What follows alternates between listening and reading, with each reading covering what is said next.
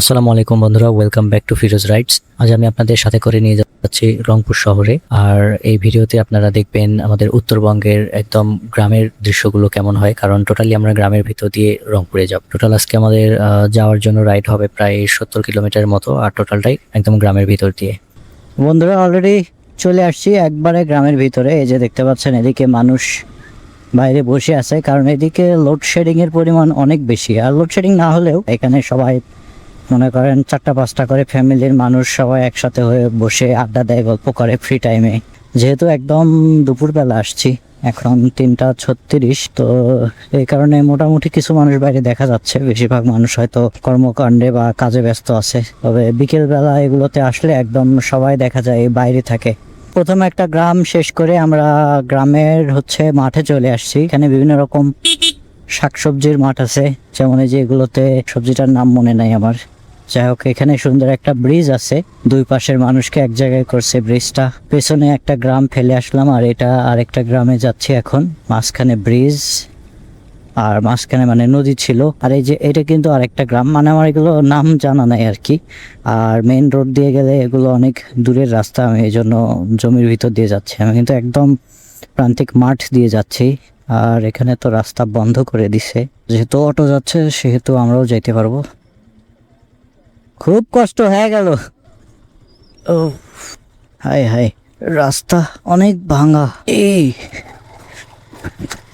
ভাঙা রাস্তা পার করে আমরা চলে আসছি একদম মাঠের মাঝখান দিয়ে, আর যাব ওই দিকে। ওয়েদার কিন্তু দেখতে পাচ্ছেন অনেক সুন্দর, একদম মেঘলা ওয়েদার।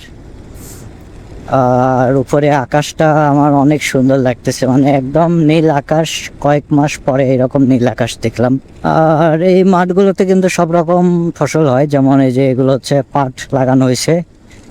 এক সময় বাংলাদেশের যেই সোনালী আঁশ বলা হতো যে পাটকে, এই হলো সেই পাটের আবাদ। পাশাপাশি এই যে এখানে টমেটো, এরপরে আলু সহ, বেগুন সহ বিভিন্ন রকম ফসল লাগানো হয়েছে। চলে আসলাম তৃতীয় গ্রামের ভিতরে। গ্রামগুলোর নাম জানা নেই আমার, জাস্ট শর্টকাট মারার জন্য আসলাম। প্রায় 10-12 কিলোমিটার শর্টকাট হয়ে গেছে অলরেডি আমাদের। আর এখানে একটা ছোট্ট ব্রিজ আছে, এটা ব্রিজ না, এগুলোকে মনে হয় সাঁকো বলা হয়। ওফ, এই পাশটা একদম আনইভেন। চলে আসলাম কাজদাহ ব্রিজের সামনে। ক্যামেরাটা অন না করে পারলাম না, কারণ এই জায়গাতে এত সুন্দর একটা ব্রিজ আছে যেটা আপনারা দেখলে ভালো লাগতে বাধ্য। ছোটবেলায় আমরা এই ব্রিজে অনেক দূর থেকে আসতাম, আমাদের বাসা থেকে সাইকেল নিয়ে আসতাম এখানে, মাঝে মধ্যে সময় পাইলেই আসতাম। তো এখানে আজকে আসছি, দেখেন এখানে মানে just wow wow, just wow ভাই, জাস্ট ওয়াও। অনেক সুন্দর পরিবেশ ব্রিজটার, দুই পাশে অনেক সুন্দর নদী আছে। এই পাশে পার্কের মতো আছে একটা, এখন পলিটেকনিক্যাল স্কুল হয়েছে। অসাধারণ একটা ব্রিজ, খুব বেশি বড় না, সাইজে ছোট্ট, বাট ডিজাইনটা সুন্দর। A few moments later. ক্যামেরার চার্জ একদমই কমে গেছে, হঠাৎ করে খেয়াল করে নেই। আপনাদের সাথে দেখা হবে রংপুর থেকে, মানে ওখানে যে একটু চার্জ করবো ব্যাটারিতে, দেন আপনাদের সাথে আবার দেখা হবে। Welcome back on second. ক্যামেরার চার্জ একদম শেষ হয়ে গেছিল, এরপরে সোজা রংপুরে আসলাম। রংপুরে আসার পরে চার্জ দিলাম, চার্জ দিয়ে আবার নতুন করে আপনাদের কাছে ব্যাক করলাম। শহরের ভিতরে ভালো লাগতেছে না, একদম বাইরে গিয়ে আবার আপনাদের সাথে কথা বলবো। আজকে আসার সময় হাইওয়েতে যখন রাইড করছি, তখন তো আমার ক্যামেরার যেহেতু চার্জ ছিল না, ওই জন্য আমি ক্যামেরা অন রাখতে পারি নাই। তো বিশাল কাহিনী হয়ে গেছে, অনেক কিছু হয়ে গেছে। যেহেতু ভিডিও ধারণ করতে পারি নাই, সেহেতু এখন আপনাদের বলা ছাড়া তো উপায় নাই। তো আমার জানা ছিল হাইওয়েতে স্পিড লিমিট 80, এবং গত ভিডিওতেও আমি মনে হয় আপনাদের এটা বলছিলাম ইনফরমেশনটা, যে হাইওয়েতে স্পিড লিমিট 80 বা 80। তো এই ইনফরমেশনটা একটা ভুল ইনফরমেশন ছিল, যেহেতু আমি ভুল ইনফরমেশন দিছিলাম, এজন্য এটা ক্লিয়ার করতেছি। A few moments later. সামনে একটা বিআরটিসি বাস যাচ্ছে, বাসের অবস্থা একদম মানে জোড়াতালির মনে হয় কোনো অংশ কম নাই, যে জোড়াতালি দেওয়া বাদ আছে। পুরা নিচের অংশটাই জোড়া দিয়ে লাগাইছে, দুই পাশটাও জোড়া দিয়ে লাগাইছে। তো এইসব গাড়ির ফিটনেস নিয়ে কোনো প্রবলেম নাই। এই দেখেন এই পাশে তো পুরাই জোড়া দেওয়া, মানে গ্লাস থেকে শুরু করে সবকিছু জোড়া তালি দিয়ে লাগানো। গার্ডের কোনো ফিটনেস রিলেটেড কোনো ইস্যু নাই, কোনো প্রবলেম নাই। প্রবলেম শুধুমাত্র প্রাইভেট গাড়িগুলোর। আজকে আকাশটা অনেক সুন্দর, নীল দেখা যাচ্ছে। আর নীল আকাশে মানে অনেক দিন পরে আজকে সবকিছু এত পরিষ্কার দেখা যাচ্ছে। পিছনে একটা বাস গেল, তুহিন পরিবহন, দিনাজপুর, সৈয়দপুর, রংপুর, বরিশাল, কুয়াকাটা। আচ্ছা, এটা দিয়ে একদম কুয়াকাটা যাইতে পারবেন। যাই হোক, যেটা বলছিলাম, আজকে ওয়েদার অনেক পরিষ্কার এবং অনেক ক্লিয়ার দেখা যাচ্ছে। বাসা থেকে বাইর হয়েছি 3:36 দিকে, আর এখন হচ্ছে 6:46।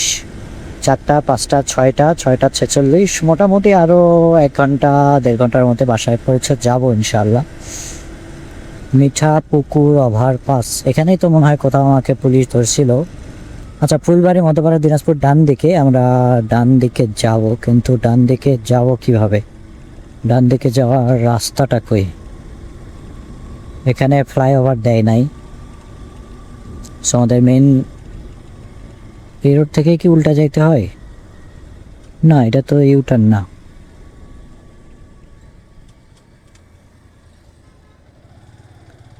আমার ঠিক জানা নেই। এখান থেকে যে মানুষ দেখলাম আসতেছে উল্টা, ও সেটা আমি উল্টা রাস্তা দিয়ে ঢুকছি। আরে ভাই, এই জায়গাতে একটু আগে মাল লাগাইতে ধরছি, এখানেই আবার রঙে আসলাম। মানে এটা আমার জানা ছিল না কোন দিক দিয়ে আসতে হয়। যে সামনে 2-1 উল্টায় আসলে, তো ওই জন্য আমি আসছিলাম। রোড সাইনগুলো বাংলাদেশের ক্লিয়ার না। সুন্দর এই রাস্তাটা ধরে যাচ্ছি অনেকক্ষণ ধরেই। সময় এখন 6:53। এখন দিন অনেক বড় হয়েছে, তো এই কারণে দেখা যাচ্ছে প্রায় 7 মিনিট কম 7টা বাজে। তারপরও অনেক মনে হচ্ছে যে অনেক বেলা আছে এখনো। আর আমি যাচ্ছি এখন, এটা দিয়ে হচ্ছে রংপুর থেকে ডিরেক্ট দিনাজপুর যায়, এটা সেই রোডটা। কোন জায়গার উপরে আছি এটা ঠিক জানি না, কারণ আমি তো আপনাদের সাথে কথা বলতে যাচ্ছি, ডানে বামে কোনো দিকে দেখা হয় নাই, এই আর কি। এই জায়গায় এসে আমার আমার ছোটবেলার কথা মনে পড়ে গেল। এই রাস্তায় এসে ছোটবেলায় এরকম মেন রোড, মানে আমাদের বাড়ির ওই দিক দিয়ে যে মেন রোডটা আছে, ওইটা এইরকম যাইতো আর কি। দুই পাশে মানে রোডটা এরকম ছিল আর কি, দুই পাশে গাছ। ফকিরহাটে আসি, ফকিরহাট জানি না। এখানে আমার যাইতে হবে, আমি মনে হয় অন্য রাস্তা দিয়ে আসছি, মানে যেটা দিয়ে যাওয়া দরকার মনে হয় সেটা দিয়ে ঢুকি নাই, নট শিওর। ওই মসজিদটাকে যাওয়ার সময় দেখছিলাম। দিনাজপুর এখান থেকে আরো 68 kilometre. A few moments later.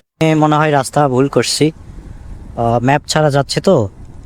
একটু কারো কাছ থেকে শুনতে হবে যে যেই দিক দিয়ে যাইতে চাচ্ছে ওই দিক দিয়ে এটা দিয়ে যাওয়া পসিবল কিনা। ভাই, নবাবগঞ্জ কোন দিক দিয়ে যায়? আরো সোজা? আচ্ছা, মধ্যপাড়া যাইতে হবে, সোজা যাইতে হবে এটা দিয়ে। আমার কেন জানি মনে হলো যে এটা দিয়েই যায়। আচ্ছা, আমি একটু ম্যাপটা দেখে নিই, আমার মনে হচ্ছে কোথাও ভুল হচ্ছে।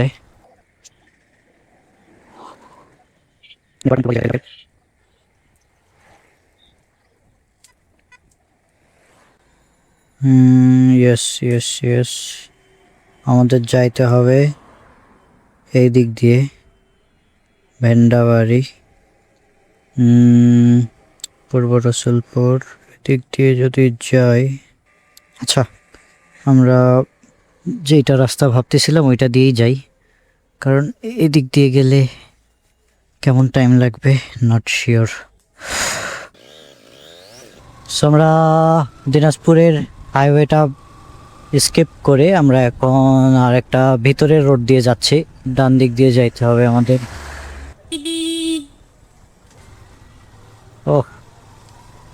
ওকে গাইস, আমরা আসছি ভিতরের একটা রোড দিয়ে। এই রাস্তা অনেক খারাপ ভাই, আপনারা দেখলে একদম বোরিং লাগবে আপনাদের। তো চলেন সামনে যে আপনাদের সাথে আবার দেখা হবে। ওফ ভাই, হঠাৎ করে এমন মানে জঙ্গলের ভিতর চলে আসছি, মানে মনে হচ্ছে যে রাত হয়ে গেছে। আমি তো পুরাই অবাক যে কেউ মানে যদি চোখ বন্ধ করে এখানে এসে ছেড়ে দেওয়া যায় তাহলে মনে করবে মানুষ রাত হয়ে গেছে, বাট আসলে বাইরে কিন্তু এখনো বিকেল বা সন্ধ্যা চলতেছে, আর এখানে অনেক অনেক গাছের কারণে একদম মনে হচ্ছে যে রাত হয়ে গেছে। বাইরে আকাশটা দেখতে পাচ্ছেন এখনো সাদা আছে, এখানে দুই পাশে অনেক গাছ, এই কারণে জায়গাটা মানে একদম মনে হচ্ছে যে কোনো জঙ্গলের ভিতর চলে আসছি। আর এখানে রাত লাগলে যে রকমটা হয় ঠিক ওই রকম। আমি তো চোখে কিছু দেখতেই পাচ্ছি না, একটু ভাইজরটা খুলি, ভাইজর খুলে চালাচ্ছি এখন, তারপরও মানে উফ অনেক পোকা, খুলেও চালানো যাচ্ছে না। লাইট জ্বালালাম, দীর্ঘ অনেকটা সময় ধরে রেস্ট নিলাম, এখন আবার আগাচ্ছি। আর এখন টাইম হলো 7:24।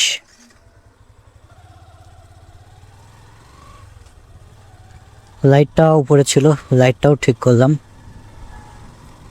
এখন ঠিক আছে।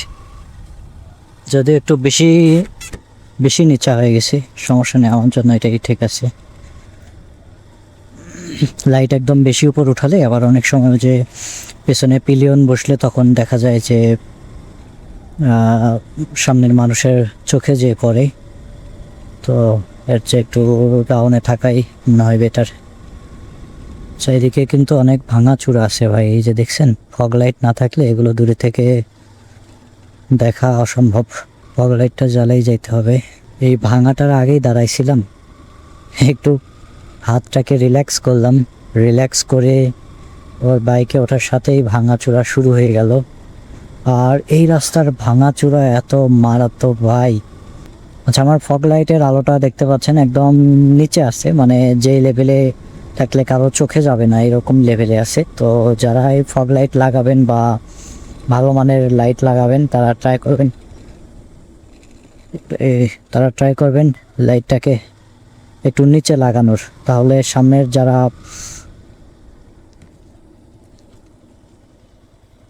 যারা চালক আছে তাদের কোনো ক্ষতি মানে সমস্যা হবে না, দেখতে কোনো প্রবলেম হবে না। বাট ভাই কিছু কিছু মানুষ এমনভাবে লাইট সেট আপ করে যে একদম চোখে যায় লাগে। কি ভাঙা ভাই, এই ভাঙায় কেমনে কথা বলবো, অন্য লেভেলের ভাঙাচোরা, ডানিয়ে বামে করে যাওয়া লাগতেছে। একে তো ভাঙাচোরা, দুয়ে অন্ধকার।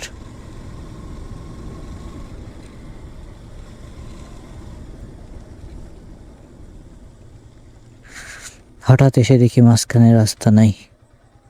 ও, এইরকম নিচ দিয়ে যাইতে হবে। ও বাপরে, একটা টেম্পোরারি রাস্তা দিছে কিন্তু রাস্তাটা অনেক উঁচা নিচা।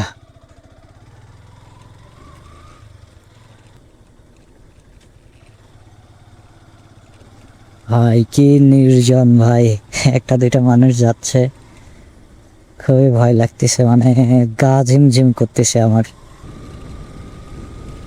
একটা দুইটা গাড়ি দেখা যাচ্ছে, এগুলার আশাতে যাচ্ছে। তবে আজকে যেটা শিক্ষা পাইলাম, এই রাস্তা দিয়ে 8টার পরে আসা অসম্ভব। এখন বাসায় যাব, আপনাদের সাথে দেখা হবে নেক্সট কোন একটা ব্লগে। আশা করি ভিডিওটা আপনাদের ভালো লাগছে, যদি ভালো লেগে থাকে লাইক করবেন, আপনার কোনো মন্তব্য থাকলে অবশ্যই কমেন্ট করে জানাবেন। দেখা হবে পরবর্তী কোনো একটা ভিডিওতে। Till then take care, thank you, আসসালামু আলাইকুম।